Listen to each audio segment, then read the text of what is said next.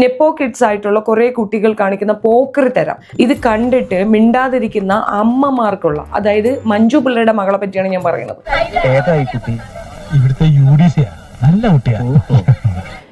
ആകെ ഒരു മകളേ ഉള്ളൂ, നിനക്ക് അതിനിത്തിരി മര്യാദ പറഞ്ഞു കൊടുത്തൂടെ? ഈ വിവരമില്ലാത്ത കുറേയും ഈ മഞ്ഞക്കാരിപ്പുണ്ട്, കുറേ ആൾക്കാർ, അവരാണ് ഇത് ഇടുന്നത്. വല്ലാത്തൊരു പടപ്പുകള്. എന്നാ പിന്നെ അവളോട് അതും കൂടെ ഊരിയിട്ടില്ല, അവിടെ എങ്ങനെ വന്നു?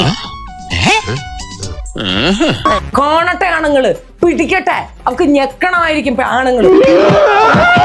നിങ്ങൾ എന്നെ പറഞ്ഞു, എന്റെ കൊച്ചിനെ എന്തെങ്കിലും പറഞ്ഞു കഴിഞ്ഞാൽ ഞാൻ എല്ലാത്തിനും കിട്ടുന്ന കാര്യം ഉറപ്പാ. പോയി ഏതെങ്കിലും ബസ്സിൽ കയറിയില്ലടി, എന്നിട്ട് പോകുന്ന വരുന്ന എല്ലാവരോടും പറ എന്നെ ഒന്ന് തടവി വിടാൻ. എന്തിനു പതുക്കേക്കണം, 4 പേര് അറിയട്ടോ? നാണോ ഇല്ലേ തള്ളേ? ഒന്നല്ലേ ഉള്ളൂ, 10ഉം 15ഉം ഉണ്ടോ? ഇത്ര ഭയങ്കരയാണ് അവള്. കൈ കിട്ടി അവരെ തല്ലി ഞാൻ കാലൊടിക്കും. തുണിയില്ല, സ്കിൻ കാണിക്കുന്നു.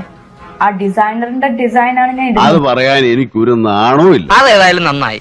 കുടുംബത്തിൽ പറഞ്ഞവർ ഇങ്ങനെ തന്നെ ചെയ്യണം. തുറന്ന് പിടിച്ചങ്ങോട്ട് കാണിച്ച് വെച്ച് കൊടുക്കുമ്പോഴത്തേക്ക് ഇതാണ് ഫാഷൻ.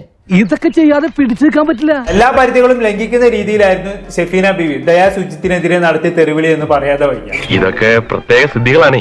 എല്ലിന്റെ ഇടയിൽ വറ്റ് കുത്തിയിട്ട് തന്നെ, അല്ലാണ്ടെന്താ പറയാ. അതൊരു ശരീരം മാത്രമായിട്ട് കാണുന്ന ഒരു വൃത്തികെട്ട മെന്റാലിറ്റി ഈ സമൂഹത്തിൽ ആണുങ്ങൾക്ക് ഉണ്ടാക്കി കൊടുക്കണം. നിന്നെയൊക്കെ പോലുള്ള വിഷ ജന്തുക്കളാണ്, വേഷ ജന്മങ്ങളാണ്. ഒന്ന് എഴുന്നേറ്റ് ബഹുമാനിക്ക്.